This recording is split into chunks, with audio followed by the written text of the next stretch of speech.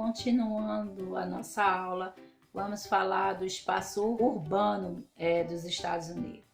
Bom, temos alguns elementos principais, né, que são a má distribuição populacional dos Estados Unidos, que se encontra no nordeste aí do país, né? Os Estados Unidos ele tem uma expectativa de vida de aproximadamente 80 anos, tem uma taxa de fecundidade de 1,8 filho por mulheres e uma taxa de crescimento populacional de 0,8 ao ano. Isso também se dá aí com a imigração aí populacional dos Estados Unidos.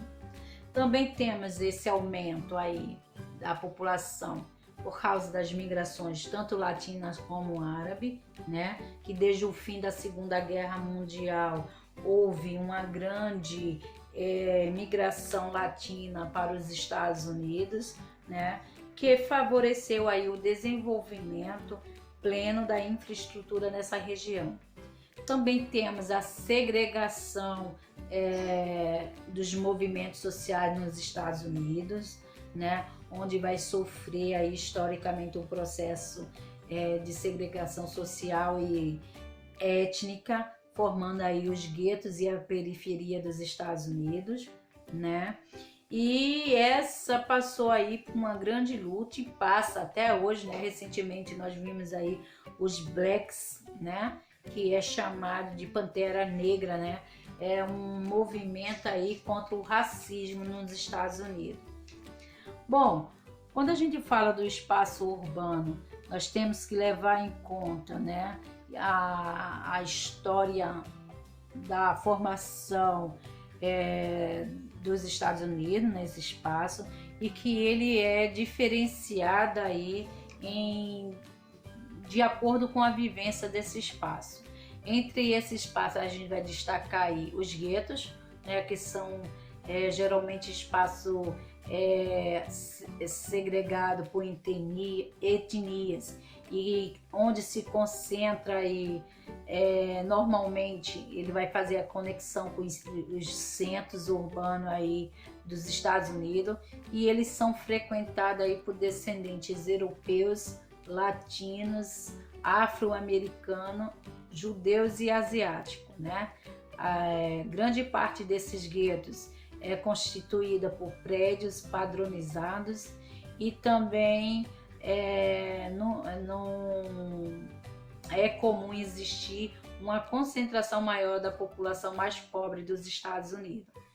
Já os subúrbios são regiões mais isoladas do espaço urbano, né, e concentra normalmente uma população mais pobre, oriunda de mais recente êxodo e imigração das nações mais pobres. Já a periferia são as regiões aí isolada do espaço urbano, né, e concentra normalmente a população mais pobre, né? A gente está vendo aí que tanto os guetos quanto os subúrbios e também a periferia, ela tem alguns traços em comum entre elas, que é a segregação, né? Que é o preconceito e o isolamento aí dos Estados Unidos ricos, né? Digamos assim.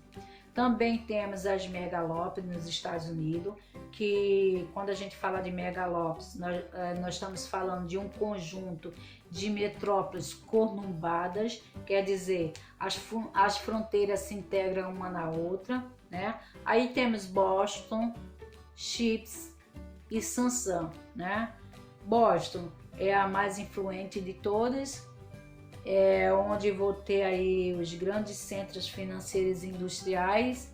Chips é também a megalópole resultante do desenvolvimento do cinturão manufatureiro e também concentra aí os centros tecnológicos e industriais aí dos Estados Unidos, que fica bem próximo aí também junto ao distrito do Canadá, né, próximo ao Canadá, que são chamadas aí a megalópolis dos Grandes Lagos.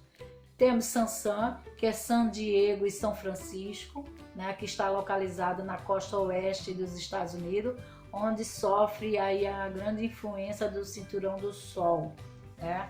Quando a gente fala do Cinturão do Sol, nós estamos falando aí da cinematográfica. Também temos a Cidade Morta de Detroit, né? Que com a crise da economia que afetou os Estados Unidos na segunda metade de 2000, né? Gerou grave dano à estrutura, provocando aí falência de várias indústrias e também abandono aí de 70% das casas. As pessoas abandonaram, fazendo com que essa cidade aí se torne uma cidade praticamente fantasma. Também temos a sociedade de consumo norte-americana, né? O chamado modo de vida americano, né? Que tem como principal objetivo estimular o consumo e alavancar aí a cultura dos Estados Unidos. Com um bom esforço e trabalho duro, será possível ter uma vida próspera, né? Alavancar o dito modo de vida norte-americano. E também estimulando aí o consumo para comprar aí, se a gente comparar aí os grandes padrões de vida dos Estados Unidos. Também temos a amplitude da influência, né? A influência global, né? O chamado aí o poder do cinema e dos seriados, né? Normalmente produzido aí os filmes nos Estados Unidos, fazendo com que esse consumo aí seja de grande produção aí dos produtos em relação ao cinema no mundo. No Brasil, esse padrão está muito vinculado às novelas, né? Onde a novela vai ditar as modas que as pessoas vão consumir o que a novela dita. No entanto, na América não se restringiu só ao consumismo, né?